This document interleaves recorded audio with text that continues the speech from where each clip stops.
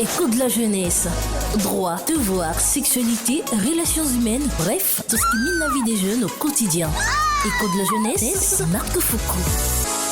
Bonsoir et bienvenue sur les antennes de Lux FM et bienvenue à l'émission Écho de la jeunesse. Écho de la jeunesse est, comme vous le savez, votre émission qui parle de toutes les questions qui concernent la jeunesse. Et depuis un moment déjà, vous le savez, nous avons instauré des émissions sur les examens d'État. Nous avions notamment parlé de la tricherie en milieu scolaire, la préparation aux examens d'État, les bêtes noires en milieu scolaire, l'échec scolaire et puis le stress à l'approche des examens d'État. Et bien sûr, toutes ces émissions sont à retrouver sur notre page Facebook Lux FM, sur la chaîne YouTube Lux TV officielle et puis sur notre site internet www.luxtv.fr.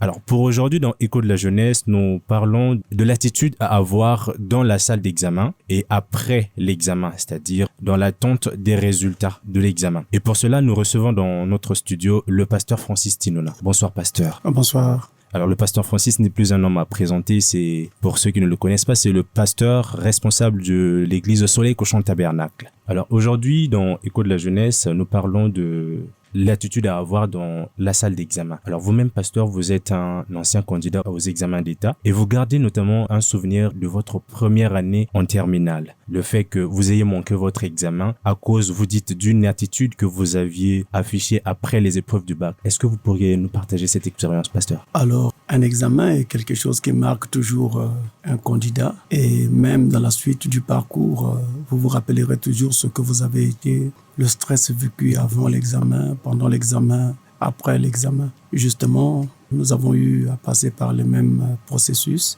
et chrétien que j'étais, je travaillais, mais je m'appuyais aussi sur mon Dieu. Alors une fois, en salle d'examen au baccalauréat, j'ai passé un bac D et on va dire les épreuves s'étaient très bien passées, à mon sens, de mon point de vue. Et quand nous sommes sortis de la salle, je me disais que je devais à coup sûr avoir mon examen parce que j'avais très bien travaillé, je ne voyais pas comment je pouvais rater cet examen. Alors que je disais cela, j'ai entendu une voix qui va me parler pour me dire « Puisque tu t'es glorifié toi-même, alors tu n'auras pas cet examen. » J'ai essayé de me racheter en demandant pardon à Dieu, mais c'était trop tard, le mal était fait. Justement, quand on a proclamé cet examen-là, ou bien à l'annonce des résultats, je n'avais pas satisfait. Et je me suis servi de cette expérience pour que l'année qui venait, je puisse travailler avec beaucoup de discrétion, beaucoup d'humilité, mais je me suis alors mis à travailler de façon très très forte. C'est-à-dire que je travaillais de façon tellement appliquée qu'il m'arrivait de dormir et de faire un rêve que je tentais de résoudre un exercice de mathématiques ou de physique. Parce que je travaillais vraiment beaucoup. Et je pense que l'un des secrets de réussite aux examens, c'est justement le travail. Il ne faudrait pas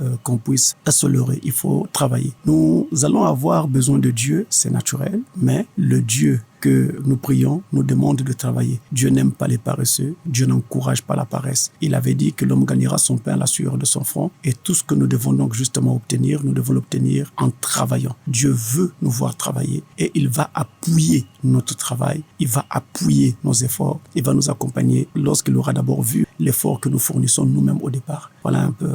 Mais pasteur, quand vous dites que par rapport à la manière dont vous avez travaillé, vous étiez sûr de vous, qu'y a-t-il de mal à être sûr de soi et de son travail? Non, il n'y a pas de mal à être sûr de son travail. Le problème, c'est que je me glorifiais moi-même, je m'élevais moi-même et je n'élevais pas le Dieu de qui je dépendais et à qui je devais tout. Parce que l'intelligence que nous avons, nous la tenons de qui? Nous la tenons de Dieu. Les forces même physiques que nous avons, nous les tenons de Dieu. Ceci dit, c'est Dieu que nous devons donc honorer en premier. Maintenant, après, je bénis Dieu pour les capacités qu'il m'a données. Alors ce jour-là, c'est tout le contraire que je faisais. Dieu n'a pas apprécié. Alors, par rapport à votre témoignage, pasteur, comment est-ce qu'on est donc censé se comporter dans la salle d'examen? D'abord, je voudrais commencer par dire ceci à tous nos élèves. Tous nos enfants qui sont encore sur le banc de l'école et qui doivent passer des examens, que ce soit le CP, que ce soit le BPC, que ce soit le baccalauréat, et voire même peut-être un peu plus loin avec la licence et autres. Je voudrais dire que nos enfants ne sont pas idiots, ils sont intelligents. Et je peux le dire pour avoir moi-même été un élève sur le banc de l'école et avoir côtoyé des condisciples qu'on disait être idiots. Ils n'étaient pas idiots.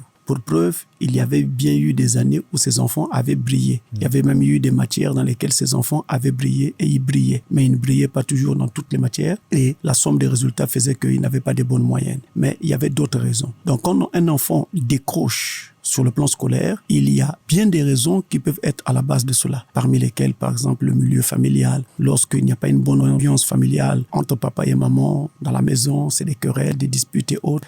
eh bien cet enfant peut décrocher. Lorsque cet enfant n'est pas très apprécié, donc on considère que c'est un enfant qui est venu par accident, comme on dit, cet enfant-là peut décrocher. Un divorce qui intervient entre papa et maman peut faire également qu'un enfant décroche. Le manque d'accompagnement financier peut faire qu'un enfant décroche. La mauvaise compagnie également peut faire qu'un enfant décroche. Donc il commence à fréquenter des amis qui n'ont pas beaucoup d'intérêt pour l'école. Alors ils vont pousser cet enfant à ne plus s'accrocher à ses cahiers, à ses lectures. Et donc du coup, comme on ne lit plus, on n'étudie plus, alors on décroche. Mais vous voyez, ce n'est pas parce que vous avez décroché que vous êtes idiot, non. Vous avez décroché parce que vous ne lisez plus, parce que vous ne vous appliquez plus. Donc c'est quelque chose déjà que je voulais souligner pour dire à tous les élèves, à tous ceux qui sont en classe d'examen et à tous ceux d'ailleurs qui sont encore à l'école, que vous n'êtes pas idiots. Vous êtes intelligents, vous avez la capacité de prouver le contraire à tous ceux qui vous traitent d'idiots ou d'incapables. Vous avez cette capacité-là et vous en avez la possibilité. Il vous suffira simplement de la saisir. Maintenant, on peut être un très bon élève, on peut être un élève très studieux, un élève très appliqué et pourtant rater son examen. C'est comme une équipe de football qui est très très expérimentée, mais pourtant il rate un match très important. Pourquoi? Parce qu'en fait, tout va dépendre de la façon dont vous allez affronter votre match ou même préparer votre match. Et tout va dépendre donc en fait de l'atmosphère ou bien de l'état dans lequel vous allez être le jour J. Je me rappelle de certains Jeux Olympiques qui se sont tenus à Pékin il n'y a pas très longtemps, ici en arrière, ça fait quelques années. Les Chinois en athlétisme comptaient sur un athlète qui était le renom. C'est-à-dire que c'était vraiment quelqu'un, et même les autres nations craignaient cet athlète. Donc les Chinois reposaient vraiment sur les stèles comme une sorte d'icône pour eux. Mais le jour des épreuves, ils ont vu ce Chinois entrer dans le stade en boitillant.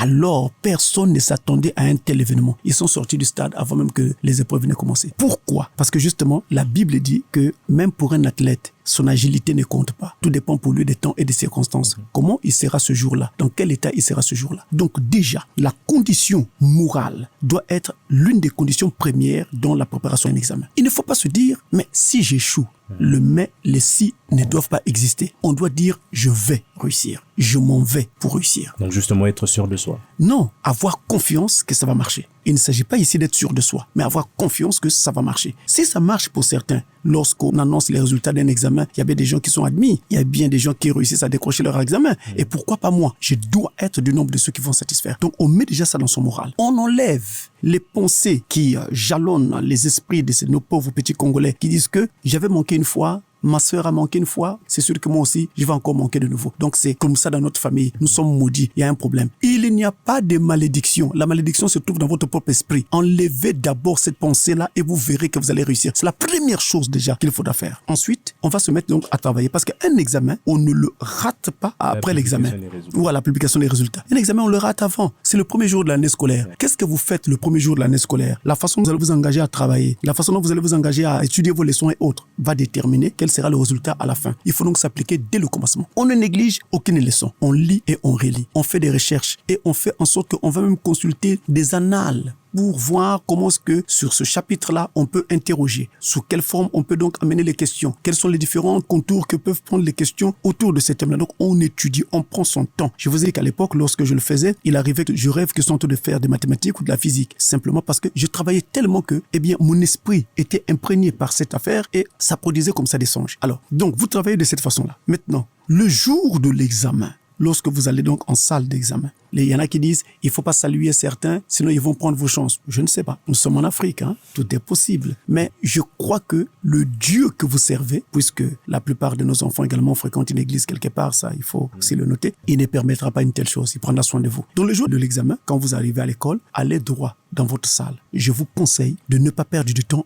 dans la cour, en train de parler avec les gens, de rire avec les gens et autres. Ne le faites pas. Parce que si vous le faites, vous allez simplement, en réalité, être déconcentré. Parce que quand les gens vont vous faire rire avant l'examen, ils vous parlent de tout et de rien. Ça déconcentre et ça ne vous aidera pas. Donc, on va directement dans la salle d'examen, on s'assoit et on reste calme pour ne pas avoir l'esprit éparpillé. On évite de bavarder inutilement. Ça va déconcentrer et ça peut faire fuir les notions que vous avez donc apprises. Vous êtes en salle d'examen et vous attendez l'arrivée des sujets. Quand donc les épreuves démarrent, et qu'on vous donne vos sujets, je vous en prie, ne courez pas à la résolution des questions qui sont sur votre papier, sur votre polycopier. Ne faites pas cela. Ne commencez pas à répondre aussitôt. Qu'est-ce qu'il faut faire? Vous avez reçu votre copie. Vous commencez par lire ce document-là du début à la fin. Vous lisez une fois. Ensuite, vous relisez ce document du début à la fin. Donc, vous prenez connaissance de tous les exercices qu'il y a. Vous pouvez même faire une troisième lecture. Quel est le but de cette lecture reprise comme ça 3 fois? C'est pour vous permettre de voir quels sont les niveaux de difficulté dans les différents exercices. Et ça vous permettra alors de savoir quel est donc l'exercice où il y a moins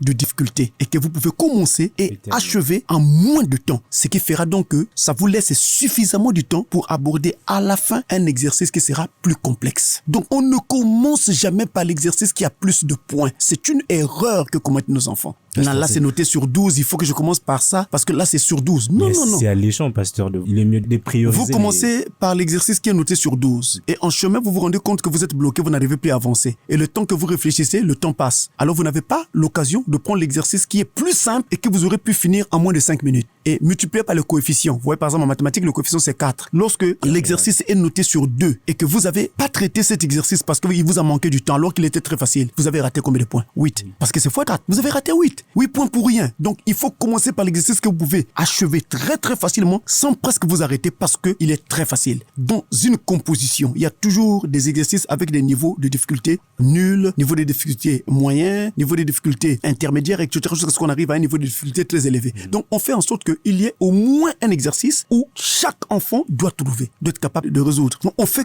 toujours une composition de cette façon. Et ensuite, il y aura toujours aussi un exercice où ça sera très difficile. Il y aura des questions très corsées pour qu'on puisse jauger quels sont donc les enfants qui ont cette capacité d'arriver jusque-là. Alors, je commence par celui que je vais donc trouver le plus facile à traiter et que je peux commencer et achever sans perdre du temps. Alors, je traite cet exercice. Je peux travailler sur mon brouillon. Dès que j'ai fini de travailler sur mon brouillon et que j'ai fait les vérifications, tout est OK. Automatiquement, je dois mettre cela au propre. Avant même d'arriver là, il y a une première chose, c'est qu'on vous remet des feuilles vierges sur lesquelles vous allez porter votre composition. Vous allez écrire. Et sur cette feuille vierge, vous devez porter donc vos noms, vos codes et tout le reste. Mais il y a une partie noire qu'il faut donc rabattre. Mais quand vous allez écrire, il faut toujours faire en sorte que la doublure de cette feuille ne doit pas être sous cette partie-là. Sinon, l'effet carbone fera que quand vous écrivez, votre code et tout le reste va se faire voir de l'autre côté. Ces genres de copies sont automatiquement écartés à la correction parce que c'est une tentative de fraude. C'est comme si vous avez quelqu'un là-bas pour repérer vos copies afin qu'il puisse mieux vous noter. Donc, automatiquement, ces copies sont écartées et c'est des copies nulles. Alors, vous voyez comment est-ce que parfois les gens échouent. C'est pourquoi je vous ai dit que même une équipe de football très expérimentée peut rater un match. Donc, les gens échouent parfois comme ça. Donc, il faut écrire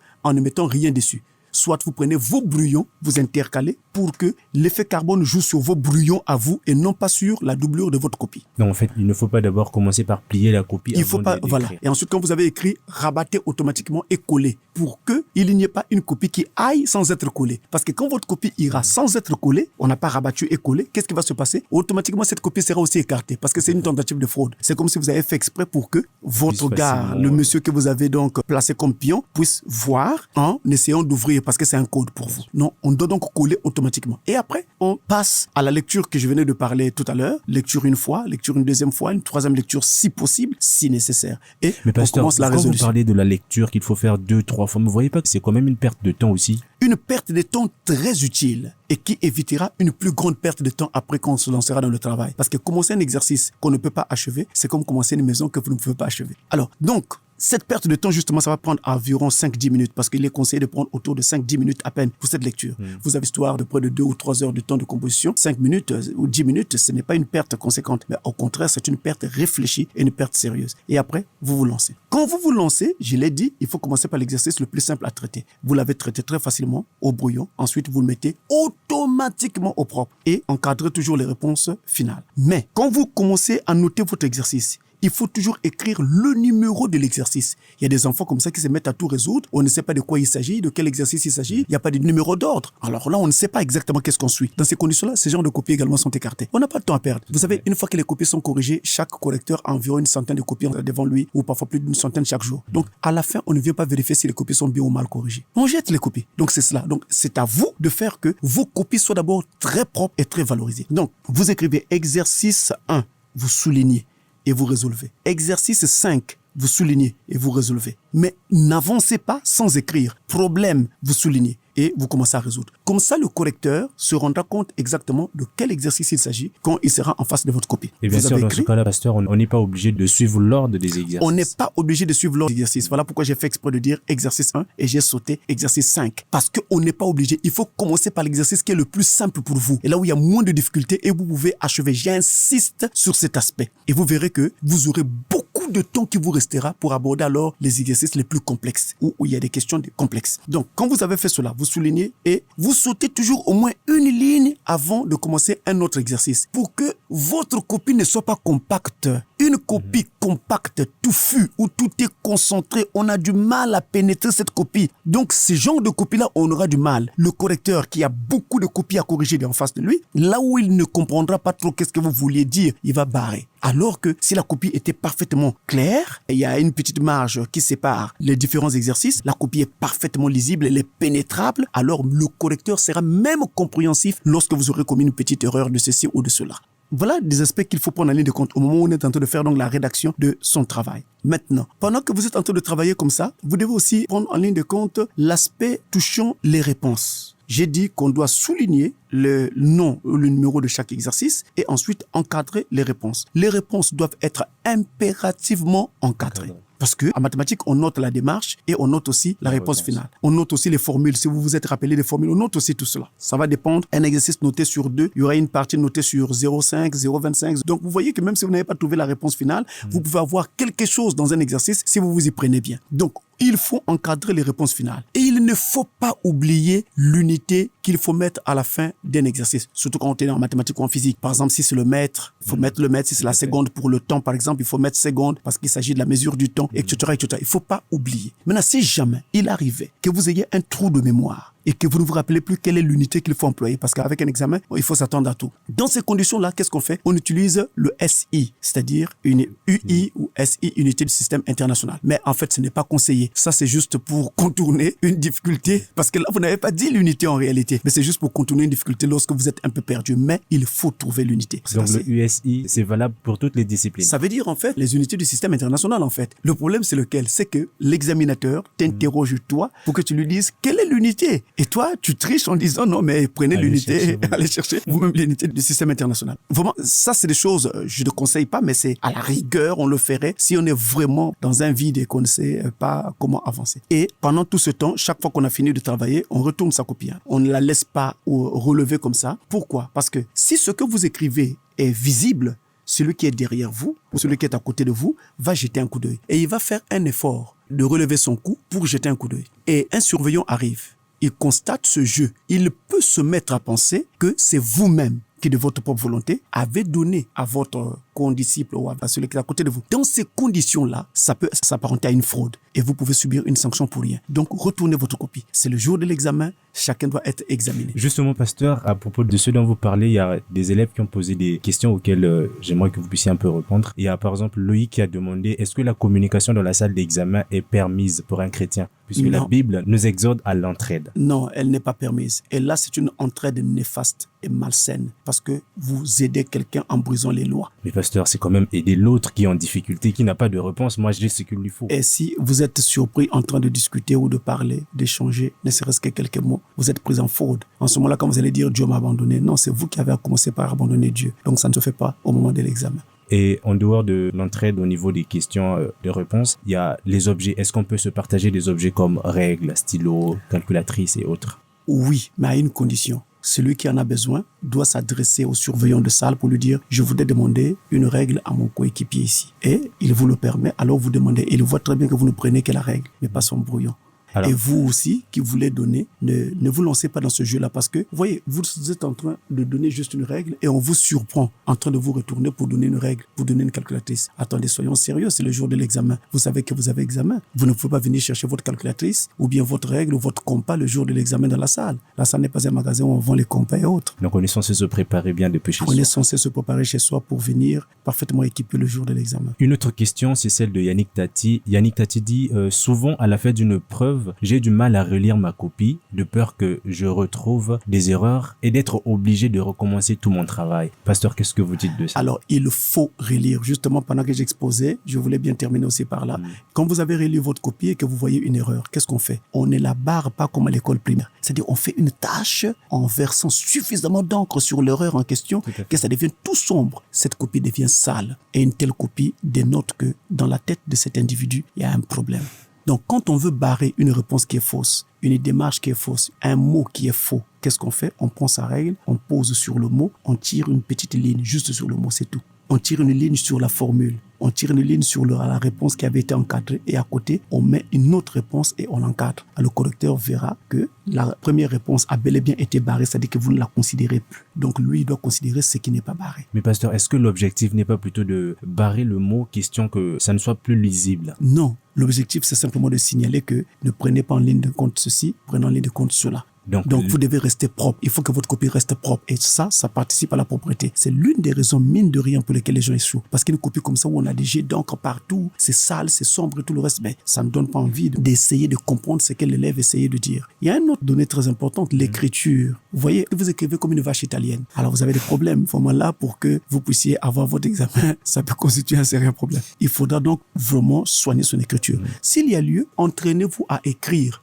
À la cité, avant l'examen, vous entraînez à écrire une écriture qui soit vraiment lisible. Alors, pasteur, à côté de Yannick, il y a Herman Fingulu qui demande que dire du phénomène beurrer la carte auquel les élèves sont souvent confrontés au terrain d'épaisse et dans la salle des travaux pratiques pour ceux qui sont au lycée technique.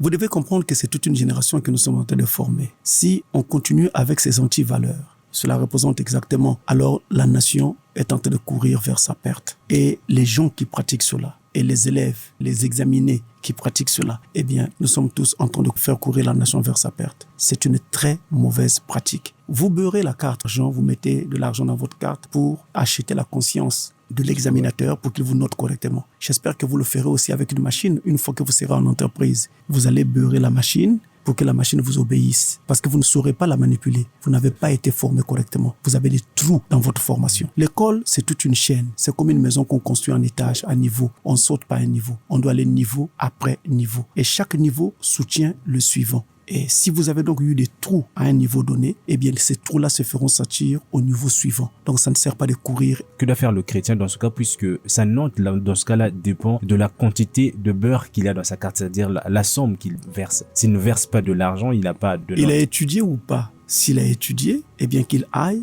et démontre de quoi il est capable, qu'il nous dise de quoi il est fait, quoi est fait sa tête. C'est ce qu'on lui demande dans l'examen. Parce qu'on n'est pas toujours sûr que le correcteur ait envie de me voir exposer mes capacités. Je peux vous dire très sincèrement, même le plus méchant des examinateurs, lorsqu'il est en face d'un élève qui brille, il est obligé de reconnaître cet effort fourni par un enfant qui, de plus, aurait pu être le sien également. Alors, à côté de là, il y a Archange Samba qui demande que faire quand dans la salle d'examen, tout le monde décide de cotiser de l'argent pour les surveillants afin de s'assurer leur faveur. Qu'est-ce qu'il faut faire puisque si je refuse de faire comme tout le monde, je ne bénéficie plus de la clémence des surveillants et je risque même l'effet contraire. En fait, la vérité est celle-ci. Jésus nous avait dit, si quelqu'un vous force de faire 1000 avec lui, faites-en 10 000 avec lui. Si vous êtes obligé, donnez-leur ce qu'ils veulent, mais ne participez pas à tout le jeu qui va avoir lieu dans la salle. Notez une chose, dans une salle d'examen, il y a un surveillant de salle, mais il y a des jurés qui parcourent le centre et rentrent de salle en salle. Si le juré entre dans votre salle brusquement et trouve les gens en train de coopérer,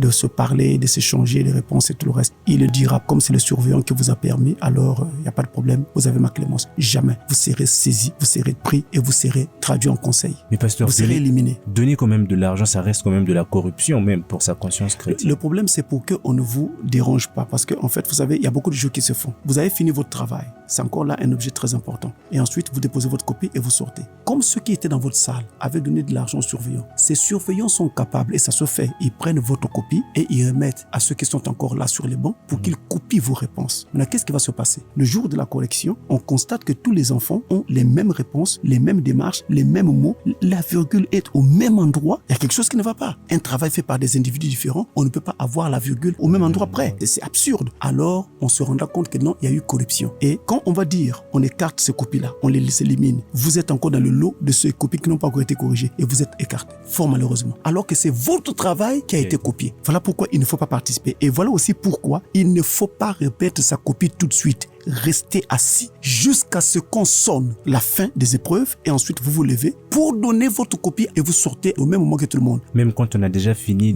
Quand on a déjà fini, prenez le temps de relire tout ce que vous avez fait. Peut-être que vous vous rendez compte que vous avez oublié de mettre une unité quelque part, vous avez oublié une virgule quelque part, quelque chose quelque part. Vous allez vous rendre compte et vous continuez. Et même si vous pensez que vraiment vous avez fini, faites semblant de continuer à travailler sur votre brouillon pour que vous donniez aux gens l'impression que pour vous, en fait, c'est très difficile. Sinon, vous pouvez être harcelé. Et avec la complicité des surveillants, parce qu'aujourd'hui, il y a ces phénomènes terribles qui se passent dans nos différents lieux d'examen, alors vous pouvez comme ça vivre un harcèlement et même une pression comme quoi vous devez donner aux autres.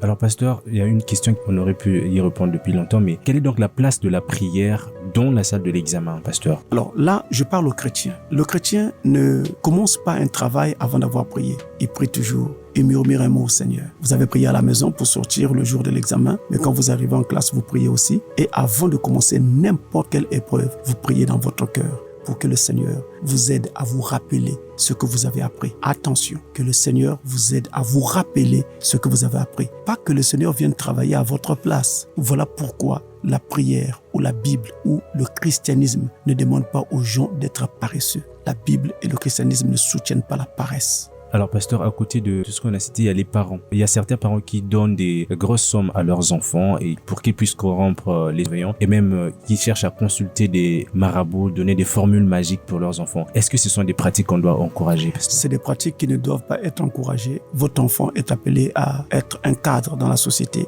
et donc à répondre aux défis qui vont lui imposer son travail et son quotidien. Alors, ce n'est pas avec un marabout qu'il va faire face à ces défis-là tout le temps. Et d'ailleurs, même quand il sera à ce niveau-là, le marabout sera déjà peut-être mort. Donc, vous avez besoin vraiment d'apprendre à votre enfant à travailler, à étudier et à s'appliquer. C'est le conseil même que la Bible nous demande. Quand Dieu a placé Adam en Éden dès le commencement, qu'est-ce qu'il lui avait dit? Il lui avait demandé de cultiver le jardin et de le développer. C'est à lui de le faire. Ce n'était pas aux anges ou à Dieu de le faire. Et donc, nous devons travailler. La culture du travail, c'est la culture chrétienne. À côté de cela, pasteur, il y a d'autres parents qui, parce que l'enfant a fait l'examen 3-4 fois, on décide de payer de l'argent à une tierce personne pour que cette personne-là compose à la place de l'enfant. Est-ce que c'est une bonne chose? Cette façon de faire n'est pas non plus correcte. Même d'ailleurs, quand on paye de l'argent à ceux qui travaillent au secrétariat pour que justement ils prennent le nom de l'enfant pour le mettre sur la liste des ennemis, c'est très bien. Mais comme cet enfant-là a des trous, c'est-à-dire que sa formation n'a pas été complète, ça se sentira. Lorsqu'il sera en milieu professionnel, il sera un piètre. Et ne vous en faites pas qu'il ne soit pas capable de monter très haut parce qu'il n'aura pas eu une formation correcte. Et n'oubliez pas, ceci dit,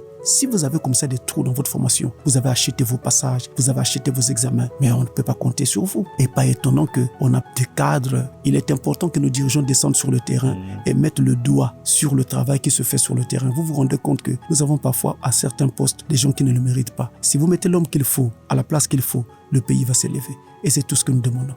Alors, pasteur, après, une fois que l'examen est passé, pendant qu'on est en train d'attendre les résultats de l'examen, quelle est l'attitude qu'on doit avoir pendant cette période?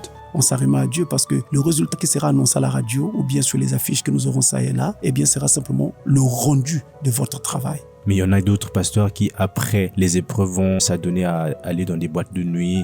Là, vous parlez des gens qui veulent maintenant se détendre pour laisser échapper la pression, accumulée tout au long de l'année scolaire et tout. Mais pour laisser échapper la pression, on n'a pas besoin de se livrer à des pratiques qui peuvent même écourter votre vie parce que vous pouvez attraper une maladie. C'est-à-dire que même quand vous essayez de passer du temps, faites en sorte que cela soit aussi profitable parce que l'école ne s'arrête pas qu'à l'examen. Il y a un après. Et je peux déjà commencer à me plonger dans cet après. Ce serait une très bonne façon de faire sans avoir bien sûr l'air d'étudier. Je peux déjà commencer par exemple à voir je m'oriente vers quoi, pourquoi. Je peux aussi me livrer à des éléments culturels. Donc je lis, je regarde des documentaires. Je peux aussi être utile à la communauté, participer par exemple à des opérations de salubrité ici ou là. Donc on n'est pas obligé d'aller dans une boîte de nuit. Ce n'est pas une vie ça. Très bien, pasteur. Nous sommes presque à la fin de notre émission. Alors, quel sera donc votre conseil à tous ceux qui vont passer leur examen? Passer les examens, vraiment, c'est pour très bientôt. Quel est votre dernier mot à leur dire? En tout cas, Dieu a donné à chaque être humain sur la terre des journées de 24 heures. Ceux qui s'admettent